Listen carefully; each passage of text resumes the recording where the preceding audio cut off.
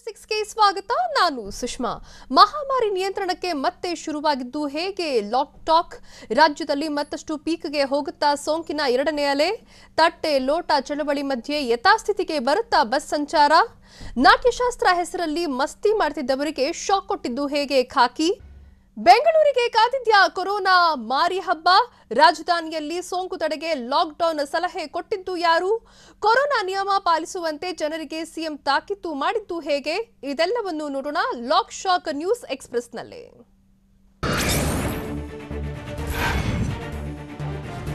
ರಾಜ್ಯದಲ್ಲಿ ಕೊರೋನಾ ಪ್ರಕರಣಗಳು ತೀವ್ರಗತಿಯಲ್ಲಿ ಹೆಚ್ಚಾಗ್ತಾ ಇದ್ದು ಆತಂಕ ಹುಟ್ಟಿಸಿದೆ. ಹೀಗಾಗಿ ತಾಂತ್ರಿಕ ಪರಿಣಿತರೊಂದಿಗೆ ಆರೋಗ್ಯ ಸಚಿವ ಡಾಕ್ಟರ್ ಕೆ ಸುಧಾಕರ್ ತುರ್ತು ಸಭೆ ನಡೆಸಿದ್ರು.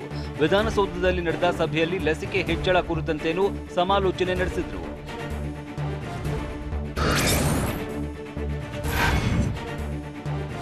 ಬೆಂಗಳೂರಲ್ಲಿ ಕೊರೋನಾ ಕರ್ಫ್ಯೂ ಬಳಿಕ ಲಾಕ್ಡೌನ್ ಜಾರಿಯಾಗುವ ಸಾಧ್ಯತೆಗಳಿವೆ. 10 ದಿನ ಲಾಕ್ಡೌನ್ ಮಾಡೋದು ಸೂಕ್ತ ಅಂತ ಸಚಿವ ಡಾಕ್ಟರ್ ಕೆ ಸುಧಾಕರ್ ನೇತೃತ್ವದ ಸಭೆಯಲ್ಲಿ ತಜ್ಞರು ಸಲಹೆ ನೀಡಿದ್ದಾರೆ. ಕೊರೋನಾ ನೈಟ್ ಕರ್ಫ್ಯೂ ಬಳಿಕ ಲಾಕ್ಡೌನ್ ಮಾಡಿ ಅಂತ ಕೋವಿಡ್ ತಾಂತ್ರಿಕ ಸಲಹಾ ಸಮಿತಿ ಸದಸ್ಯರು ಹೇಳಿದ್ದಾರೆ. ಆದರೆ ಲಾಕ್ಡೌನ್ ಬಿಟ್ಟು ಬೇರೆ ಸಲಹೆ ನೀಡಿ ಅಂತ ಆರೋಗ್ಯ ಸಚಿವ ಸುಧಾಕರ್ ಹೇಳಿದ್ದಾರೆ.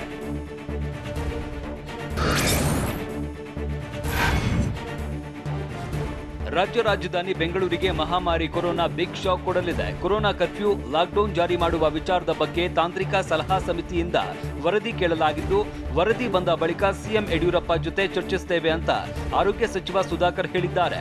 ತಾಂತ್ರಿಕ ಸಲಹಾ ಸಮಿತಿ ವರದಿ ಆಧರಿಸಿ ಮುಂದಿನ ನಿರ್ಧಾರ ಕೈಗೊಳ್ಳಲಿದ್ದು, ಸಿಎಂ ಸಚಿವರ ಜೊತೆ ಚರ್ಚೆ ಬಳಿಕ ತೀರ್ಮಾನಿಸಲಾಗುವುದು ಅಂತ ತಿಳಿಸಿದ್ದಾರೆ.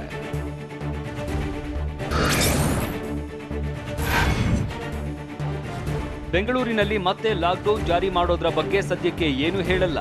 ಅಧಿಕೃತ ವರದಿ ಬರುವವರೆಗೆ ಏನೇ ಹೇಳಿದ್ರೂ ತಪ್ಪಾಗುತ್ತೆ ಅಂತ ಬೆಂಗಳೂರಲ್ಲಿ ಆರೋಗ್ಯ ಸಚಿವ ಡಾಕ್ಟರ್ ಕೆ ಸುಧಾಕರ್ ಹೇಳಿದ್ದಾರೆ. ಕೊರೋನಾ ತಡೆಯೋದಕ್ಕೆ ವರದಿ ನೀಡುವಂತೆ ಇಂದಿನ ಸಭೆಯಲ್ಲಿ ಕೇಳಿದ್ದೇನೆ. ಅಧಿಕೃತ ವರದಿ ಬಂದ ಬಳಿಕ ಸಿಎಂ ಜೊತೆ ಚರ್ಚಿಸಿದ ಬಳಿಕ ಮಾಹಿತಿ ನೀಡುತ್ತೇನೆ ಅಂತ ಸುಧಾಕರ್ ತಿಳಿಸಿದ್ದಾರೆ.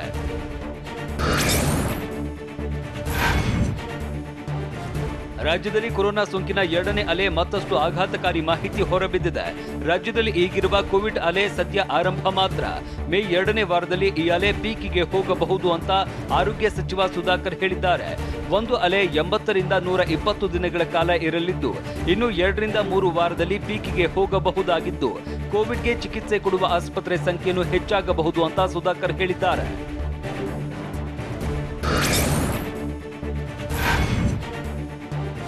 ಬೆಂಗಳೂರಲ್ಲಿ ಕೊರೋನಾ ಸೋಂಕು ಮತ್ತಷ್ಟು ಅಬ್ಬರಿಸಲಿದ್ದು, ಪ್ರತಿನಿತ್ಯ 15,000 ಕೇಸ್ಗಳು ಪತ್ತೆಯಾಗುವ ಸಾಧ್ಯತೆಗಳಿದೆ. ಈ ಬಗ್ಗೆ ತಜ್ಞರೇ ಎಚ್ಚರಿಸಿದ್ದಾರೆ. ರಾಜ್ಯದಲ್ಲಿ ಸದ್ಯ ಕೊರೋನಾ ಎರಡನೇ ಅಲೆ ಆರಂಭವಾಗಿದ್ದು, ಮೇ 15ರ ವೇಳೆಗೆ ಕೋವಿಡ್ ಕೇಸ್ ಹೆಚ್ಚಾಗುವ ಸಾಧ್ಯತೆ ಇದೆ. ಬೆಂಗಳೂರು ನಗರದಲ್ಲೇ 15,000 ಕೇಸ್ ಬರಬಹುದು ಅಂತ ಜಯದೇವ ಆಸ್ಪತ್ರೆ ನಿರ್ದೇಶಕ ಡಾಕ್ಟರ್ ಸಿಎನ್ ಮಂಜುನಾಥ್ ಹೇಳಿದ್ದಾರೆ. ಅಲ್ಲದೆ ಜನ ಗುಂಪು ಸೇರೋದನ್ನ ತಡೆಯಬೇಕಾಗಿದೆ ಅಂತ ತಿಳಿಸಿದ್ದಾರೆ.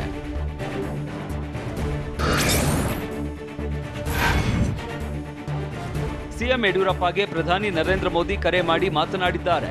ಕೊರೋನಾ ನಿಯಂತ್ರಣಕ್ಕೆ ಕೈಗೊಂಡ ಕ್ರಮಗಳ ಬಗ್ಗೆ ಚರ್ಚಿಸಿದ್ದಾರೆ. ಈ ವೇಳೆ ಪ್ರಧಾನಿ ಮೋದಿ ಮೈಕ್ರೋ ಕಂಟೈನ್ಮೆಂಟ್ ಝೋನ್ಗಳ ಬಗ್ಗೆ ಹೆಚ್ಚು ಗಮನ ಕೊಡಿ ಅಂತ ಸಿಎಂ ಬಿಎಸ್ವೈಗೆ ಸೂಚಿಸಿದ್ದಾರೆ. ಪ್ರಧಾನಿ ಮೋದಿ ಕರೆ ಬಳಿಕ ಸಿಎಂ ಅಧಿಕಾರಿಗಳಿಗೆ ಸೂಚಿಸಿದ್ದು, ಮೈಕ್ರೋ ಕಂಟೈನ್ಮೆಂಟ್ ಏರಿಯಾದಲ್ಲಿ ಬಿಗಿ ಕ್ರಮ ಕೈಗೊಳ್ಳುವಂತೆ ಖಡಕ್ ಆಗಿ ಹೇಳಿದ್ದಾರೆ.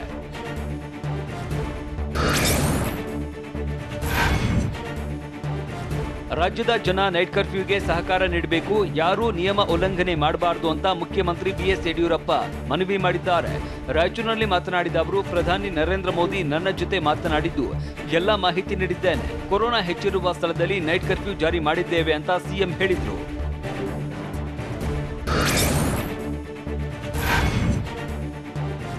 ಕೊರೋನಾ ಸೋಂಕಿಗೆ ಬ್ರೇಕ್ ಹಾಕೋದಕ್ಕೆ ರಾಜ್ಯ ಸರ್ಕಾರ ಬೆಂಗಳೂರು ಸೇರಿದಂತೆ 8 ನಗರದಲ್ಲಿ ನೈಟ್ ಕರ್ಫ್ಯೂ ಜಾರಿಗೊಳಿಸಿದೆ. ಈ ಬಗ್ಗೆ ಪ್ರತಿಕ್ರಿಯಿಸಿರುವ ಸಿಎಂ ಬಿಎಸ್ ಯಡಿಯೂರಪ್ಪ, ರಾಜ್ಯದ 5 ಜಿಲ್ಲೆಗಳಲ್ಲಿ ಕೋವಿಡ್ ಕೇಸ್ಗಳು ಹೆಚ್ಚಾಗಿವೆ. ಹೀಗಾಗಿ ಕೊರೋನಾ ನೈಟ್ ಕರ್ಫ್ಯೂ ಜಾರಿ ಮಾಡಿದ್ದೇವೆ. ಬೇರೆ ಜಿಲ್ಲೆಗಳಲ್ಲೂ ಕೋವಿಡ್ ಕೇಸ್ಗಳು ಹೆಚ್ಚಾದ್ರೆ ನೈಟ್ ಕರ್ಫ್ಯೂ ಜಾರಿ ಮಾಡ್ತೇವೆ ಅಂತ ತಿಳಿಸಿದ್ದಾರೆ.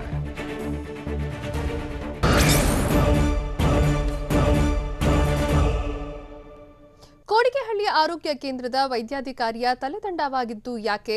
ಹಬ್ಬದ ವೇಳೆ ಹುಷಾರಂತ ಸಚಿವ ಸುಧಾಕರ್ ಎಚ್ಚರಿಕೆ ನೀಡಿದ್ದು ಯಾಕೆ. ಬೆಂಗಳೂರಿನ ಪ್ರತಿಷ್ಠಿತ ಆಸ್ಪತ್ರೆಗೆ ಶೋಕಾಸ್ ನೋಟಿಸ್ ನೀಡಿದ್ದು ಯಾಕೆ. ಇದೆಲ್ಲವನ್ನು ನೋಡೋಣ ಕೊರೋನಾ ಘಾತ ನ್ಯೂಸ್ ಎಕ್ಸ್‌ಪ್ರೆಸ್‌ನಲ್ಲಿ.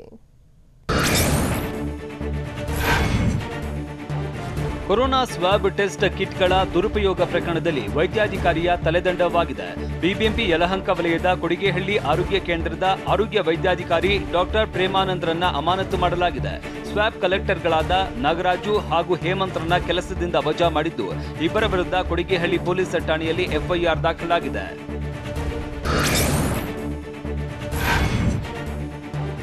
ಯುಗಾದಿ ಹಬ್ಬದ ವೇಳೆಯೂ ಕೊರೋನಾ ಹಬ್ಬುವ ಆತಂಕ ಕಾಡ್ತಾ ಇದೆ. ಹಬ್ಬ ಆಚರಣೆಗಾಗಿ ಊರುಗಳಿಗೆ ಹೋದಾಗ ಜನ ಎಚ್ಚರಿಕೆಯಿಂದ ಇರಬೇಕು ಅಂತ ಆರೋಗ್ಯ ಸಚಿವ ಸುಧಾಕರ್ ಹೇಳಿದ್ದಾರೆ. ಊರಿನಲ್ಲಿ ನಿರ್ಲಕ್ಷ್ಯ ವಹಿಸಿದ್ರೆ ಕೊರೋನಾ ಸೋಂಕು ಅಂಟಿಕೊಳ್ಳುತ್ತೆ. ನಿಮ್ಮ ಊರಿಗೂ ವೈರಸ್ ಹಬ್ಬುವ ಸಾಧ್ಯತೆ ಇರುತ್ತೆ. ಇದು ತಕ್ಷಣಕ್ಕೆ ತಿಳಿಯಲ್ಲ, 10 ದಿನಗಳ ಬಳಿಕ ತಿಳಿಯುತ್ತೆ. ಹೀಗಾಗಿ ಎಚ್ಚರಿಕೆಯಿಂದ ಇರಿ ಅಂತ ಸುಧಾಕರ್ ಮನವಿ ಮಾಡಿದ್ದಾರೆ.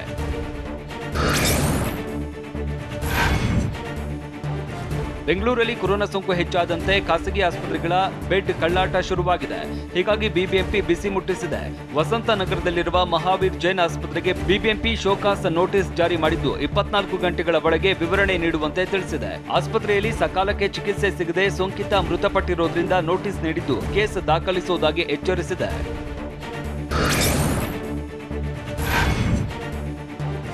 ರಾಜ್ಯದಲ್ಲಿ ಮೊದಲ ದಿನದ ಕೊರೋನಾ ಕರ್ಫ್ಯೂ ಸಕ್ಸಸ್ ಆಗಿದ್ದು, 2ನೇ ದಿನದ ಕೊರೋನಾ ಕರ್ಫ್ಯೂಗೆ ಕೌಂಟೌನ್ ಶುರುವಾಗಿದೆ.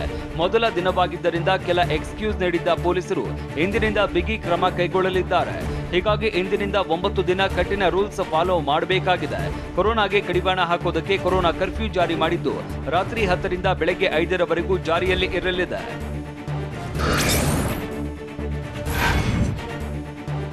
ಕೋವಿಡ್ ವಿರುದ್ಧದ ಹೋರಾಟದಲ್ಲಿ ಲಸಿಕೆ ಬಹುದೊಡ್ಡ ಅಸ್ತ್ರವಾಗಿದ್ದು, ಅರ್ಹ ನಾಗರಿಕರು ಲಸಿಕೆ ಪಡೆಯುವುದಕ್ಕೆ ಮನವಿ ಮಾಡ್ತೇನೆ ಅಂತ ಟ್ವೀಟ್ ಮೂಲಕ ಮುಖ್ಯಮಂತ್ರಿ ಬಿಎಸ್ ಯಡಿಯೂರಪ್ಪ ಮನವಿ ಮಾಡಿದ್ದಾರೆ. ನಿಮ್ಮ ಸುತ್ತಲಿನ ಜನರನ್ನು ಲಸಿಕೆ ಪಡೆಯುವುದಕ್ಕೆ ಹುರಿದುಂಬಿಸಿ, ಮಾಸ್ಕ್, ಸ್ಯಾನಿಟೈಸರ್ ಬಳಸಿ ದೈಹಿಕ ಅಂತರ ಕಾಪಾಡೋಣ ಅಂತ ಸಿಎಂ ಬಿಎಸ್ವೈ ಟ್ವೀಟ್ ಮಾಡಿದ್ದಾರೆ.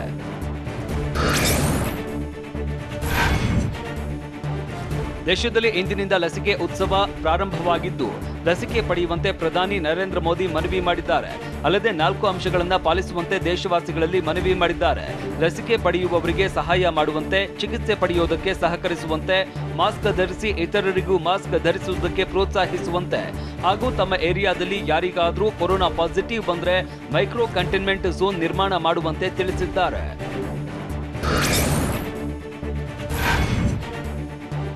ಕೊರೋನಾ ಆರ್ಭಟಿಸ್ತಾ ಇರುವ ಮಹಾರಾಷ್ಟ್ರದಲ್ಲಿ ವೀಕೆಂಡ್ ಲಾಕ್ಡೌನ್ ಜಾರಿಗೊಳಿಸಲಾಗಿದೆ.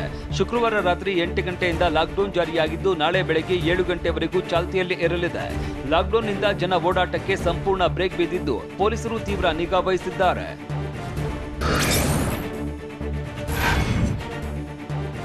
ವೀಕೆಂಡ್ ಲಾಕ್ಡೌನ್ನಿಂದ ವಾಣಿಜ್ಯ ನಗರಿ ಮುಂಬೈ ಅಕ್ಷರಶಃ ಸ್ತಬ್ಧವಾಗಿದೆ. ಪ್ರತಿನಿತ್ಯ ಸಾಕಷ್ಟು ವ್ಯಾಪಾರ ನಡೀತಾ ಇದ್ದ, ಜನಜಂಗುಳಿಯಿಂದ ಕೂಡಿರ್ತಾ ಇದ್ದ ಡಬರ್ ಏರಿಯಾದಲ್ಲಿ ಎಲ್ಲಾ ಮಳಿಗೆಗಳು ಬಂದ್ ಆಗಿದ್ದು, ಜನ ಸಂಚಾರವು ವಿರಳವಾಗಿದೆ. ವಾಹನ ಸಂಚಾರಕ್ಕೆ ಸಂಪೂರ್ಣ ನಿರ್ಬಂಧ ಹೇರಿದ್ದು, ವೈದ್ಯಕೀಯ ಸೇವೆಗಳ ಸಂಚಾರಕ್ಕಷ್ಟೇ ಅನುಮತಿ ನೀಡಲಾಗಿದೆ.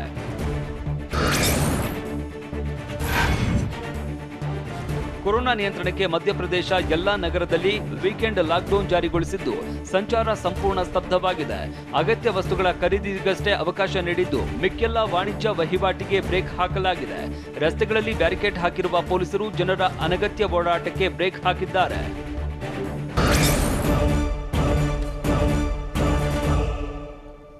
ಮುಷ್ಕರದ ಮಧ್ಯೆ ಸಾರಿಗೆ ಸಂಚಾರ ಯಥಾಸ್ಥಿತಿಗೆ ಬರುತ್ತಾ? ಸಾರಿಗೆ ಸಿಬ್ಬಂದಿ ಹೋರಾಟಕ್ಕೆ ಕಾಂಗ್ರೆಸ್ ಸಹಕಾರ ಇದೆ ಅಂತ ಆರೋಪ ಮಾಡಿದ್ದು ಯಾರು? ಬಿಎಂಟಿಸಿ ಚಾಲಕನಲ್ಲದ ವ್ಯಕ್ತಿ ಡ್ರೈವ್ ಮಾಡಿದ್ದಕ್ಕೆ ಆಕ್ಸಿಡೆಂಟ್ ನಡೆಯಿತಾ? ಇದೆಲ್ಲವನ್ನೂ ನೋಡೋಣ ಬಸ್ ಬಂದ್ ನ್ಯೂಸ್ ಎಕ್ಸ್‌ಪ್ರೆಸ್‌ನಲ್ಲಿ.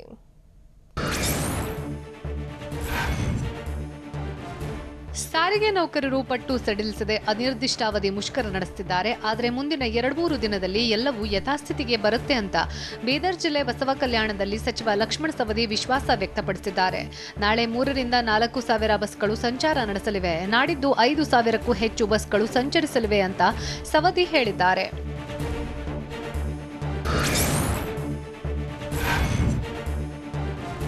ನಾಳೆ ಎಂದಿನಂತೆ ಬಸ್ ಸಂಚಾರ ಆರಂಭವಾಗುವ ಸಾಧ್ಯತೆ ಇದೆ ಅಂತ ಕೆಎಸ್ಆರ್ಟಿಸಿ ಸಂಚಾರಿ ವಿಭಾಗದ ಮುಖ್ಯ ವ್ಯವಸ್ಥಾಪಕ ಪ್ರಭಾಕರ್ ರೆಡ್ಡಿ ಹೇಳಿದ್ದಾರೆ. ಬೆಂಗಳೂರಿನಲ್ಲಿ ಮಾತನಾಡಿದ ಅವರು, ಮುಷ್ಕರದ ಮಧ್ಯೆ ಹಲವು ನೌಕರರು ಕರ್ತವ್ಯಕ್ಕೆ ಹಾಜರಾಗಿದ್ದು, ದಿನೇ ದಿನೇ ಕರ್ತವ್ಯಕ್ಕೆ ಬರುವವರ ಸಂಖ್ಯೆ ಹೆಚ್ಚಾಗ್ತಾ ಇದೆ ಅಂತ ತಿಳಿಸಿದ್ರು. ಅಲ್ಲದೆ ಕರ್ತವ್ಯಕ್ಕೆ ಬಾರದ ಸಾರಿಗೆ ನೌಕರರಿಗೆ ಸಂಬಳ ಇಲ್ಲ, ಹೀಗಾಗಿ ಈಗಲೂ ಸಮಯ ಮೀರಿಲ್ಲ, ಎಲ್ಲರೂ ಕರ್ತವ್ಯಕ್ಕೆ ಬನ್ನಿ ಅಂತ ಮನವಿ ಮಾಡಿದ್ರು.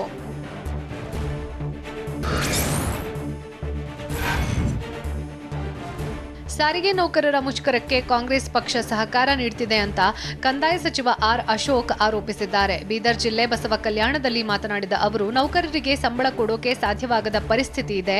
ಆದರೂ ನಾವು ಸಾಲ ಮಾಡಿ ನೌಕರರಿಗೆ ವೇತನ ಕೊಟ್ಟಿದ್ದೇವೆ. ಸಾಲ ಮಾಡಿ ಸಾರಿಗೆ ನೌಕರರ 8 ಬೇಡಿಕೆ ಈಡೇರಿಸಿದ್ದು ಇನ್ನೂ ಬೇಕು ಅಂದ್ರೆ ಸರಿಯಲ್ಲ. ನಾವು ಸಾರಿಗೆ ನೌಕರರ ಜೊತೆ ಸಂಧಾನಕ್ಕೆ ಸಿದ್ಧರಿದ್ದು ಕಾರ್ಮಿಕ ಸಂಘಟನೆ ಮೂಲಕ ಬಂದ್ರೆ ಸಂಧಾನಕ್ಕೆ ರೆಡಿ ಇದ್ದೀವಿ ಅಂತ ತಿಳಿಸಿದ್ರು.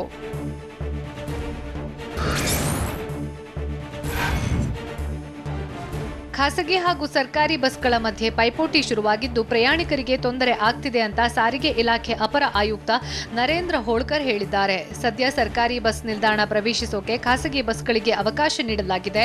ಹೀಗಾಗಿ ಖಾಸಗಿ ಬಸ್ಗಳನ್ನು ನಿಲ್ದಾಣದಿಂದ ಬದಲಿಸುವ ಬಗ್ಗೆ ಸರ್ಕಾರದ ಮಟ್ಟದಲ್ಲಿ ಚರ್ಚಿಸಿ ತೀರ್ಮಾನ ಮಾಡಲಾಗುತ್ತೆ ಅಂತ ನರೇಂದ್ರ ಹೋಳ್ಕರ್ ಹೇಳಿದ್ದಾರೆ.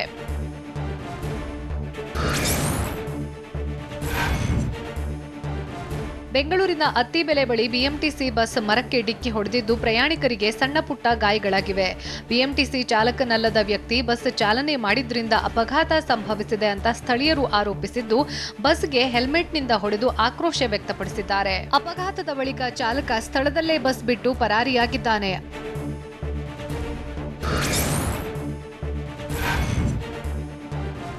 ಅನಿರ್ದಿಷ್ಟಾವಧಿ ಮುಷ್ಕರ ನಡೆಸ್ತಾ ಇರೋ ಸಾರಿಗೆ ಸಿಬ್ಬಂದಿ ವಿರುದ್ಧ ಸರ್ಕಾರ ವರ್ಗಾವಣೆ ಅಸ್ತ್ರ ಪ್ರಯೋಗಿಸಿದೆ.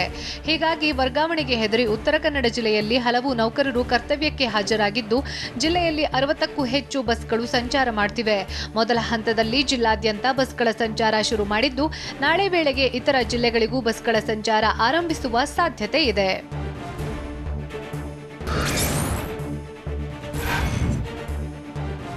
ಶಿವಮೊಗ್ಗದಲ್ಲಿ ಕೆಎಸ್ಆರ್ಟಿಸಿ ಚಾಲಕ ಹಾಗೂ ಎಐಟಿಸಿ ಸಂಘಟನೆಯ ಅಧ್ಯಕ್ಷ ಗುರುರಾಜ್ ಅಡಿಗ್ ಕರ್ತವ್ಯಕ್ಕೆ ಹಾಜರಾಗಿದ್ದಾರೆ. ಇದೇ ವೇಳೆ ಮಾತನಾಡಿದ ಅವರು, ಶಿವಮೊಗ್ಗ ವಿಭಾಗದಲ್ಲಿ ಈಗಾಗಲೇ 10ಕ್ಕೂ ಹೆಚ್ಚು ನೌಕರರನ್ನ ವರ್ಗಾವಣೆ ಮಾಡಲಾಗಿದೆ. ಉಳಿದಿರುವ 3-4 ವರ್ಷ ಸೇವಾ ಅವಧಿಯಲ್ಲಿ ವರ್ಗಾವಣೆ ಆಗೋಕೆ ಸಾಧ್ಯವಿಲ್ಲ. ಹೀಗಾಗಿ ಇಂದಿನಿಂದ ನಾನು ಕರ್ತವ್ಯಕ್ಕೆ ಹಾಜರಾಗಿದ್ದೀನಿ ಅಂತ ಹೇಳಿದ್ದಾರೆ.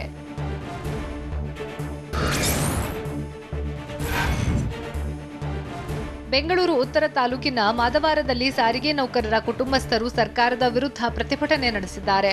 6ನೇ ವೇತನ ಆಯೋಗದ ಶಿಫಾರಸು ಜಾರಿಗೊಳಿಸೋಕೆ ಆಗ್ರಹಿಸಿದ ಸಾರಿಗೆ ನೌಕರರ ಕುಟುಂಬಸ್ಥರು ಪ್ರತಿಭಟನೆ ವೇಳೆ ಕಣ್ಣೀರಿಟ್ರು. ಅಲ್ಲದೆ ವೇತನ ಹೆಚ್ಚಿಸದೇ ಇದ್ರೆ ಮುಖ್ಯಮಂತ್ರಿ ಬಿಎಸ್ವೈ ಸಚಿವರ ಮನೆಗೆ ಮುತ್ತಿಗೆ ಹಾಕೋದಾಗಿ ಎಚ್ಚರಿಕೆ ಕೊಟ್ಟರು.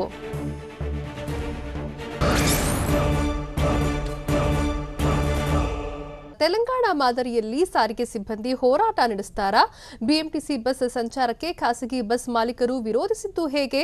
ಕರ್ತವ್ಯಕ್ಕೆ ಹಾಜರಾದವರಿಗೆ ಸಿಕ್ಕ ಸಂಬಳ ಮುಷ್ಕರ ನಿರತರಿಗೆ ಸಿಗಲ್ವಾ?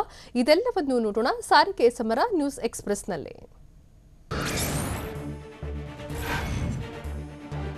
ಅನಿರ್ದಿಷ್ಟಾವಧಿ ಮುಷ್ಕರ ನಡೆಸ್ತಾ ಇರೋ ಸಾರಿಗೆ ಸಿಬ್ಬಂದಿ ಮುಷ್ಕರ ನಾಳೆಯಿಂದ ಮತ್ತಷ್ಟು ತೀವ್ರಗೊಳ್ಳಲಿದೆ.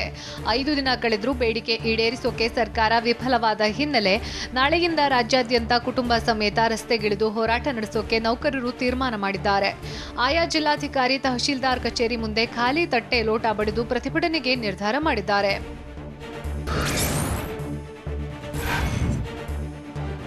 ತೆಲಂಗಾಣ ಮಾದರಿ ಹೋರಾಟಕ್ಕೆ ಸಾರಿಗೆ ಸಿಬ್ಬಂದಿ ಮುಂದಾಗಿದ್ದಾರೆ. 2019ರಲ್ಲಿ ತೆಲಂಗಾಣದಲ್ಲಿ 52 ದಿನ ಸಾರಿಗೆ ನೌಕರರು ಮುಷ್ಕರವನ್ನ ನಡೆಸಿದ್ರು.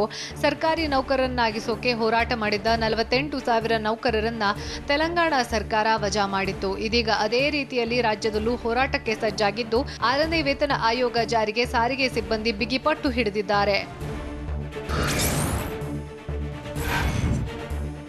ಅನಿರ್ದಿಷ್ಟಾವಧಿ ಮುಷ್ಕರದ ಮಧ್ಯೆ ಸಾರಿಗೆ ಇಲಾಖೆ ಪ್ರಯೋಗಿಸ್ತಾ ಇರೋ ಅಸ್ತ್ರಗಳಿಗೆ ಬೆದರಿ ಕೆಲ ಸಿಬ್ಬಂದಿ ಕೆಲಸಕ್ಕೆ ಹಾಜರಾಗಿದ್ದು, ಕೆಲ ಬಿಎಂಟಿಸಿ ಬಸ್ ಸಂಚಾರ ಆರಂಭವಾಗಿದೆ. ಆದರೆ ಬಿಎಂಟಿಸಿ ಬಸ್ ಸಂಚಾರ ವಿರೋಧಿಸಿ ಖಾಸಗಿ ಬಸ್ ಚಾಲಕರು ಆಕ್ರೋಶ ವ್ಯಕ್ತಪಡಿಸಿದ್ದಾರೆ. ಸರ್ಕಾರಿ ಬಸ್ಗಳು ಓಡಾಡೋದಾದ್ರೆ ನಾವ್ಯಾಗಬೇಕು, ಬಿಎಂಟಿಸಿಯವರೇ ಬಸ್ ಓಡಿಸಲಿ ಅಂತ ಗರಂ ಆಗಿದ್ದಾರೆ. ಹೀಗಾಗಿ ಸ್ಯಾಟಲೈಟ್ ಬಸ್ ನಿಲ್ದಾಣಕ್ಕೆ ಸಾರಿಗೆ ಇಲಾಖೆ ಅಪರ ಆಯುಕ್ತ ನರೇಂದ್ರ ಹೋಳ್ಕರ್ ಭೇಟಿ ನೀಡಿ ಪರಿಶೀಲಿಸಿದ್ದಾರೆ. ಮೈಸೂರಿನಲ್ಲೂ ಅಧಿಕಾರಿಗಳ ಜೊತೆ ಖಾಸಗಿ ವಾಹನ ಚಾಲಕರು ವಾಗ್ವಾದ ನಡೆಸಿದ್ದಾರೆ. ಮೈಸೂರಿನಲ್ಲಿ ಕೆಲ ಕೆಎಸ್ಆರ್ಟಿಸಿ ಬಸ್ ಸಂಚಾರ ಆರಂಭಿಸಿದ್ದು, ಸಾರಿಗೆ ಇಲಾಖೆ ಅಧಿಕಾರಿಗಳ ಜೊತೆ ಖಾಸಗಿ ಬಸ್ ಚಾಲಕರು ಗಲಾಟೆ ಮಾಡಿದ್ದಾರೆ. ನಾವು ಬೆಳಗ್ಗೆಯಿಂದ ಬಸ್ ನಿಲ್ದಾಣದಲ್ಲಿ ಕಾಯ್ತಿದ್ದೀವಿ. ನೀವು ಕೆಎಸ್ಆರ್ಟಿಸಿ ಬಸ್ ಸಂಚಾರ ಆರಂಭಿಸಿರೋದ್ರಿಂದ ಎಲ್ಲರೂ ಕೆಎಸ್ಆರ್ಟಿಸಿ ಬಸ್ಗಳಲ್ಲಿ ಪ್ರಯಾಣಿಸುತ್ತಿದ್ದಾರೆ. ಈಗ ನಮ್ ಗತಿ ಏನು ಅಂತ ಸಾರಿಗೆ ಅಧಿಕಾರಿಗಳಿಗೆ ಪ್ರಶ್ನಿಸಿದ್ದಾರೆ. ಅನಿರ್ದಿಷ್ಟಾವಧಿ ಮುಷ್ಕರದ ನಡುವೆ ಕೆಲ ಸಿಬ್ಬಂದಿ ಕೆಲಸಕ್ಕೆ ಹಾಜರಾಗಿದ್ದಾರೆ. ಹೀಗಾಗಿ ತೀವ್ರ ಆಕ್ಷೇಪ ವ್ಯಕ್ತಪಡಿಸಿರುವ ಮುಷ್ಕರ ನಿರತ ನೌಕರರು ವಿನೂತನವಾಗಿ ಪ್ರತಿಭಟನೆ ನಡೆಸಿದ್ದಾರೆ. ಬಿಎಂಟಿಸಿ ಬಸ್ ಕಾರ್ಯಾಚರಣೆಗೆ ಮುಷ್ಕರ ನಿರತ ನೌಕರರು ಅಡ್ಡಿಪಡಿಸುತ್ತಾ ಇದ್ದು, ಬಸ್ಗೆ ಅಡ್ಡಲಾಗಿ ಮಲಗಿ ಆಕ್ರೋಶ ವ್ಯಕ್ತಪಡಿಸಿದ್ದಾರೆ.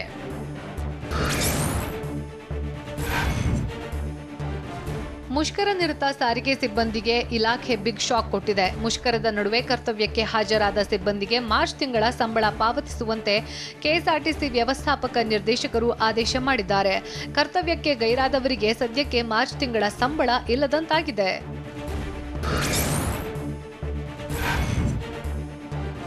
ಅನಿರ್ದಿಷ್ಟಾವಧಿ ಮುಷ್ಕರವನ್ನ ನಡೆಸ್ತಾ ಇರೋ ಸಾರಿಗೆ ಸಿಬ್ಬಂದಿಗೆ ಸಚಿವ ಶಿವರಾಂ ಹೆಬ್ಬಾರ್ ಶಾಕ್ ಕೊಟ್ಟಿದ್ದು, ಕಾರ್ಮಿಕ ಇಲಾಖೆಯ ಪ್ರತಿಭಟನೆ ಕಾನೂನಾತ್ಮಕ ಅಲ್ಲ ಅಂತ ಹೇಳಿದ್ದಾರೆ.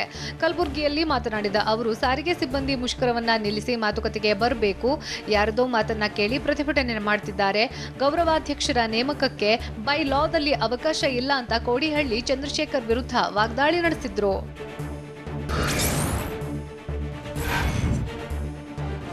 ಅನಿರ್ದಿಷ್ಟಾವಧಿ ಮುಷ್ಕರ ನಡೆಸ್ತಾ ಇರೋ ಸಿಬ್ಬಂದಿ ವಿರುದ್ಧ ಸಾರಿಗೆ ಇಲಾಖೆ ಮತ್ತೊಂದು ಅಸ್ತ್ರ ಪ್ರಯೋಗಿಸಿದೆ. ಅಂತರ್ನಿಗಮ ವರ್ಗಾವಣೆ ಪರಿಗಣಿಸದೇ ಇರೋಕೆ ತೀರ್ಮಾನಿಸಲಾಗಿದೆ.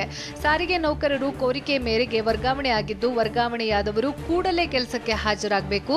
ಇಲ್ಲದೇ ಇದ್ರೆ ಸಾರಿಗೆ ನೌಕರರ ಬೇಡಿಕೆ ಪರಿಗಣಿಸದೇ ಇರೋಕೆ ನಿರ್ಧರಿಸಿದ್ದು, ವರ್ಗಾವಣೆಯ ಈ ಹಿಂದಿನ ಆದೇಶ ರದ್ದುಪಡಿಸಿ ಮತ್ತೆ ಮೂಲ ಸ್ಥಳಕ್ಕೆ ವಾಪಸ್ ಕಳಿಸೋದಕ್ಕೆ ತೀರ್ಮಾನ ಮಾಡಲಾಗಿದೆ.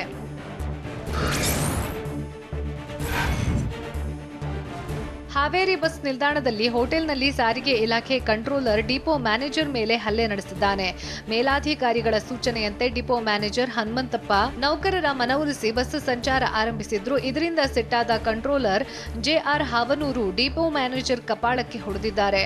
ಹಲ್ಲೆ ದೃಶ್ಯ ಸಿಸಿಟಿವಿಯಲ್ಲಿ ಸೆರೆಯಾಗಿದೆ.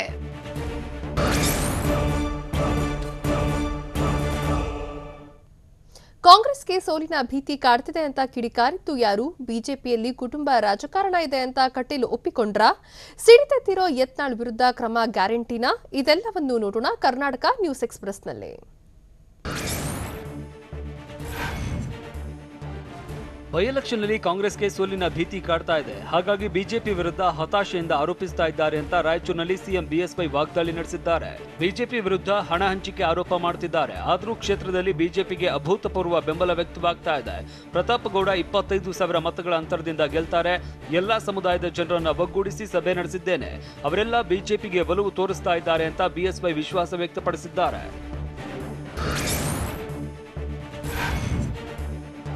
ಕರ್ನಾಟಕದಲ್ಲಿ ಕೆಲವೇ ದಿನದಲ್ಲಿ ಕಾಂಗ್ರೆಸ್ ಧೂಳೀಪಟವಾಗಲಿದೆ ಅಂತ ಕೇಂದ್ರ ಸಚಿವ ಸದಾನಂದ ಗೌಡ ವಾಗ್ದಾಳಿ ನಡೆಸಿದ್ದಾರೆ. ಬೀದರ್ ಜಿಲ್ಲೆ ಬಸವ ಕಲ್ಯಾಣದಲ್ಲಿ ಮಾತನಾಡಿದ ಅವರು, ಕಾಂಗ್ರೆಸ್ ಘೋಷಣೆ ಭಾಷಣದಿಂದ ಚುನಾವಣೆ ಮಾಡ್ತಾ ಇದೆ. ಹಸಿವು ಬಡತನ ನೀಗಿಸುವ ಕೆಲಸವನ್ನ ಕಾಂಗ್ರೆಸ್ ಮಾಡ್ತಾ ಇಲ್ಲ ಅಂತ ಕಿಡಿಕಾರಿದ್ದಾರೆ. ಡಿಕೆಶಿ ಸಿದ್ದರಾಮಯ್ಯ ಒಳಗೊಳಗೆ ಕಬಡ್ಡಿ ಆಡ್ತಾ ಇದ್ದಾರೆ. ಒಬ್ಬರ ಕಾಲು ಒಬ್ಬರು ಎಳೆಯುವ ಕೆಲಸ ಮಾಡ್ತಾ ಇದ್ದಾರೆ ಅಂತ ಹರಿಹಾಯ್ದಿದ್ದಾರೆ.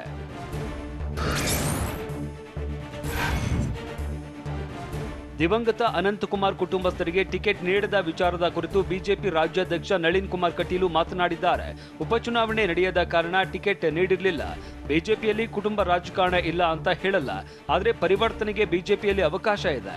ಕಾಂಗ್ರೆಸ್ನಲ್ಲಿ ಹೊಸಬರಿಗೆ ಅವಕಾಶವನ್ನೇ ನೀಡಲ್ಲ ಅಂತ ಬೆಳಗಾವಿಯಲ್ಲಿ ನಳಿನ್ ಕುಮಾರ್ ಕಟೀಲ್ ಹೇಳಿದ್ದಾರೆ.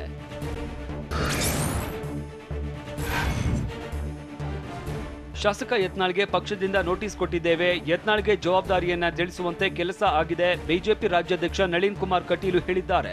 ಯತ್ನಾಳ್ ವಿರುದ್ಧ ಖಂಡಿತ ಕ್ರಮ ಕೈಗೊಳ್ತೇವೆ. ಕ್ರಮ ತೆಗೆದುಕೊಳ್ಳೋದಕ್ಕೆ ಕೆಲವೊಂದು ನಿಯಮಗಳಿವೆ. ಆದರೆ ಶಾಸಕ ಯತ್ನಾಳ್ಗೆ ನೋಟಿಸ್ ಯಾವುದು, ಲವ್ ಲೆಟರ್ ಯಾವುದು ಅನ್ನೋದ್ರ ಬಗ್ಗೆ ಅವರಿಗೆ ಗೊತ್ತಿಲ್ಲದಿದ್ದರೆ ನಾವೇನ್ ಮಾಡಲಾಗುತ್ತೆ ಅಂತ ಬೆಳಗಾವಿಯಲ್ಲಿ ಬಿಜೆಪಿ ರಾಜ್ಯಾಧ್ಯಕ್ಷ ನಳಿನ್ ಕುಮಾರ್ ಕಟೀಲ್ ಹೇಳಿದ್ದಾರೆ. 3 ಕ್ಷೇತ್ರಗಳ ಉಪಚುನಾವಣೆಯಲ್ಲಿ ನಾವು ಗೆಲ್ತೇವೆ ಅಂತ ರಾಯಚೂರು ಜಿಲ್ಲೆ ಮಸ್ಕಿಯಲ್ಲಿ ವಿಪಕ್ಷ ನಾಯಕ ಸಿದ್ದರಾಮಯ್ಯ ಹೇಳಿದ್ದಾರೆ. ಬಿಜೆಪಿಯವರು ಹಣ ತೆಗೆದುಕೊಂಡು ಬಂದು ಕುಳಿತಿದ್ದು ಬಿಜೆಪಿ ಮುಳುಗುವ ಹಡಗಾಗ್ತಾ ಇದೆ. ಹಾಗಿದ್ರೂ ಸಿಎಂ ಬಿಎಸ್ವೈ ತಾವು ಗೆಲ್ಲೋದಾಗಿ ಹೇಳಿದ್ದಾರೆ. ಬಿಎಸ್ವೈ ಕೇವಲ ಸುಳ್ಳು ಹೇಳ್ತಾರೆ. ಬಿಜೆಪಿ ಅಂದ್ರೆ ಭ್ರಷ್ಟಾಚಾರ ಜನತಾ ಪಾರ್ಟಿ ಅಂತ ಸಿದ್ದರಾಮಯ್ಯ ವ್ಯಂಗ್ಯವಾಡಿದ್ದಾರೆ.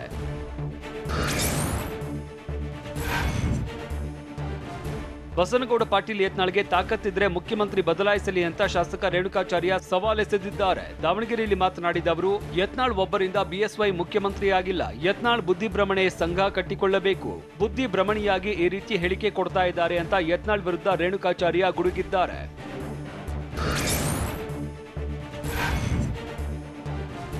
ವಾಲ್ಮೀಕಿ ಸಮಾಜಕ್ಕೆ ಶೇಕಡ 7.5 ಮೀಸಲಾತಿ ಹೆಚ್ಚಳ ವಿಚಾರದಲ್ಲಿ ಕಿವಿ ಮೇಲೆ ಹೂವಿಡುವ ಕೆಲಸ ಆಗ್ತಾ ಇದೆ. ಹೀಗಂತ ಪ್ರಸನ್ನಾನಂದಪುರಿ ಸ್ವಾಮೀಜಿ ಆಕ್ರೋಶ ಹೊರಹಾಕಿದ್ದಾರೆ. ಪರೋಕ್ಷವಾಗಿ ಸಿಎಂ ಬಿಎಸ್ವೈ ವಿರುದ್ಧ ಕಿಡಿಕಾರಿದ ಸ್ವಾಮೀಜಿ, ಶೀಘ್ರವೇ ಎಲ್ಲ ಜಿಲ್ಲೆಗಳ ಸಮಾಜದ ಬಾಂಧವರ ಭೇಟಿಯಾಗ್ತೇನೆ, ಆ ಬಳಿಕ ಮೀಸಲಾತಿ ಹೋರಾಟದ ಬಗ್ಗೆ ಸೂಕ್ತ ನಿರ್ಧಾರ ಕೈಗೊಳ್ತೇವೆ ಅಂತ ಸ್ವಾಮೀಜಿ ಹೇಳಿರುವ ವಿಡಿಯೋ ಒಂದು ವೈರಲ್ ಆಗಿದೆ.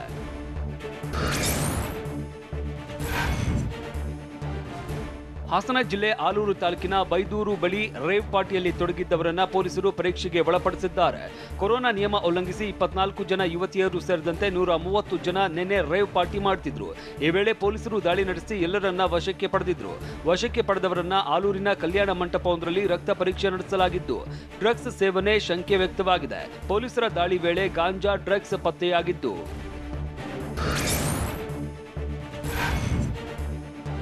ಹಾಸನ ಜಿಲ್ಲೆ ಆಲೂರು ತಾಲೂಕಿನ ಹೈದೂರು ಸಮೀಪದ ಎಸ್ಟೇಟ್ನಲ್ಲಿ ನಡೆದಿದ್ದ ನೈಟ್ ಪಾರ್ಟಿಯಲ್ಲಿ ಗೋವಾ, ಮುಂಬೈ, ಮಂಗಳೂರು, ಬೆಂಗಳೂರಿನ 100 ಟೆಕ್ಕಿಗಳು ಭಾಗಿಯಾಗಿದ್ದರು. ನಾಟ್ಯಶಾಸ್ತ್ರ ಪ್ರೆಸೆಂಟ್ಸ್ ಇಂಟರ್ನಲ್ ಫೆಸ್ಟಿವಲ್ ಹೆಸರಲ್ಲಿ ಡ್ರಗ್ಸ್ ಪಾರ್ಟಿ ಆಯೋಜಿಸಲಾಗಿತ್ತು. ಅದಕ್ಕಾಗಿ ವಿಶಾಲ ಪ್ರದೇಶದಲ್ಲಿ ವೇದಿಕೆ ನಿರ್ಮಿಸಿ ಮಂಗಳೂರು ಮೂಲದ ಪೆಡ್ಲರ್ಗಳು ಪಾರ್ಟಿ ಆಯೋಜಿಸಿದ್ರು. ಪಾರ್ಟಿ ಬಗ್ಗೆ ಸಾಮಾಜಿಕ ಜಾಲತಾಣದಲ್ಲಿ ಆಪ್ತ ಬಳಗಕ್ಕೆ ಮಾಹಿತಿ ಮಾತ್ರ ಆಹ್ವಾನ ನೀಡಿದ್ರು. ಆದರೆ ಎಸ್ಪಿ ನೇತೃತ್ವದಲ್ಲಿ ದಾಳಿ ನಡೆದಿದ್ದು ಎಲ್ಲರನ್ನ ವಶಕ್ಕೆ ಪಡೆಯಲಾಗಿದೆ.